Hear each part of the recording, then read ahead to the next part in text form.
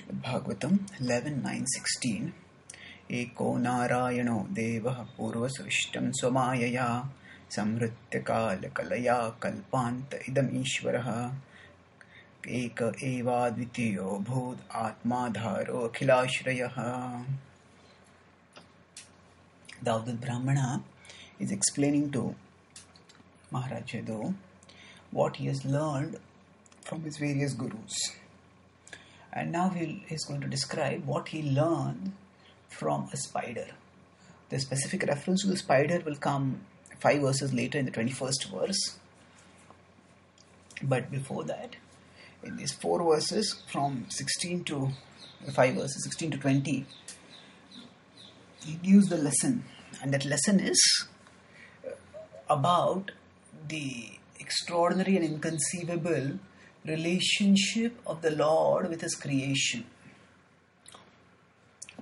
So just as a spider manifests a net out of itself and then it remains unaffected, rather uses the net for its own purpose, for its own purposes, a web for its own purpose, not net. So like that, the Lord manifests the creation. That will be the theme which will come. But here the focus is on what is the relationship between the Lord and the living entity. So here it is stated, Eko Narayano Devaha.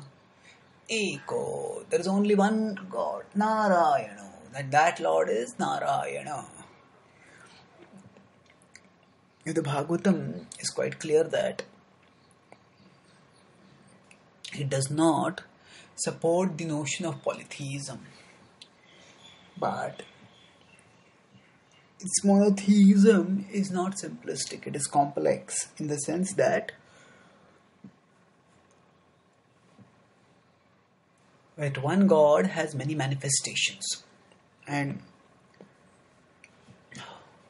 still there is Eko Narayana Deva. So there is assertions like this, that those multiple manifestations should not make us think that there are multiple gods. No, there is only one God, one supreme being. He is Narayana. He is the shelter of all the Naras. And that one God. Now in the Abrahamic religions, there is the conception there is one God and there is no one equal to Him. And this is one of also the defining doctrines of Islam. Now, often there is a dichotomy of this one true God and false gods. But here, there is one, and the idea is that the God is wholly other. The God is disconnected from His creation. Matter is fallen, matter is dark, and God is wholly other, so we cannot know Him. Now the Bhagavatam describes a much more nuanced relationship with God. So, Eko Narayano Devaha, there is one God, and Purvasrishtam Swamayaya. And Purvasrishtam, in the past He has Srishtam, created. So He has created the whole material manifestation Swamayaya, by His own energy. He does not need the help of anyone else for creating this. No extraneous help is needed. He is self-sufficient in His own existence and He is self-competent in bringing about the creation. So technically speaking, what Krishna brings about is not the creation, but it is the manifestation of the creation. The matter is not created in the sense of it didn't exist before it came into existence. Rather, it is its forms are created. In that sense, it's manifested. So that is done by Purva Srishtam Swamayaya. It is done by His energy.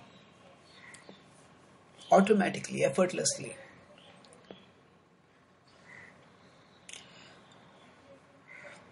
It's effortlessly, naturally, the creation happens. So, abhavaki jnana bala kriya. So, abhavaki, naturally. So, Purva Srishtam Swamayaya, by His own energy, the world is created. And then, Samritya Kala Kalaya, Kalpanta Idam Ishvaraha. Samritya Kal Kalaya. Samritya is destroyed. Kal Kalaya,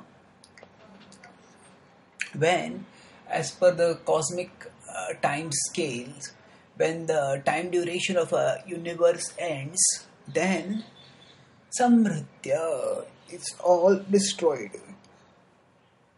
Kal Kalaya. Through his own energy as time, Kala, Kalaya. Kalaya refers to his partial manifestation. So actually the Purusha avatars are in charge of the material world. And Ete Chamsha Kalaha Pumsa Krishnastu Bhagavan Swayam. So all the Amshas and Kalas, they all come from Krishna. So here Kalaya. So Vishwanath Chakra Thakur explains that this is referring to Mahavishnu, to the Vishnu avatars, to the Purusha avatars. It refers to not just any particular manifestation of Krishna, but to specifically his Purusha avatar, the Karanadaksha Vishnu, Mahavishnu, who is the source of the substrate of material existence, that is Pradhan. So what happens? Kalpanta idam Ishvaraha. This Lord who is the supreme controller, what happens to him? He withdraws everything into himself. Samritya, so it's destroy, not in the sense of annihilate or put out of existence, but rather to end the manifestation or end the forms of matter. And then Eka eva dvitiyo bhud. Eka eva. There's only one absolute truth. Advitiyo bhud. Advitiyo means there's nothing else apart from him. So especially when the creation ends, at that time there's only the Lord who exists. And all of the substratum of creation, Pradhan, gets withdrawn into him. And nothing exists apart from him. Eko dvitiyo bhud atma dharo akhilashraya. Atma dharo. Atma refers here to the Lord's own self. Adhara. Adhar refers to shelter. So Atma Adhara refers that Lord the Adhara, Lord the shelter, the foundation of the whole creation. Akhilashraya. Akhilashraya means that he is Ashraya, shelter, Akhila, of everything. So in this world we are often caught in the small ups and downs, maybe in our relationship with someone, in the economy, in our jobs situation, in our health. And these ups and downs do matter to us. At the same time, the magnitude of these ups and downs is actually insignificant when compared with the magnitudes of ups and downs that happen in the cosmos. What is, say, losing one job as compared to, say, the whole universe being destroyed at the time of cosmic annihilation, and all living beings perishing at that time.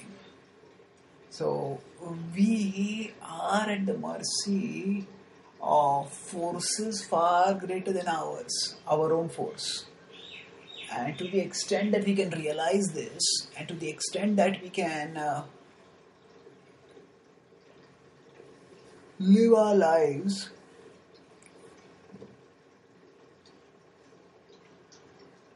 in awareness of the higher forces that govern our destiny, to that extent we will be able to seek shelter in the highest reality. In this world, our consciousness often gets consumed in making our own plans and then trying to execute those plans. And we live in the small world of our own plans where we think that the successful the execution of a plan is a great victory and its obstruction or frustration is a great defeat. Certainly, we have been given talents by Krishna, and whatever service we are doing to Krishna, we do need to do it responsibly, competently, seriously. So in that sense, planning is fine. But our planning should not consume us so much that we completely forget the big picture, and get caught in a tunnel view of reality wherein we don't think of anything beyond our own selves, wherein we focus only on immediate successes and failures, even if they're long term in terms of this life, still they are short term in terms of the eternity that is our nature, and in terms of the vast cosmic time spans that characterize this universe.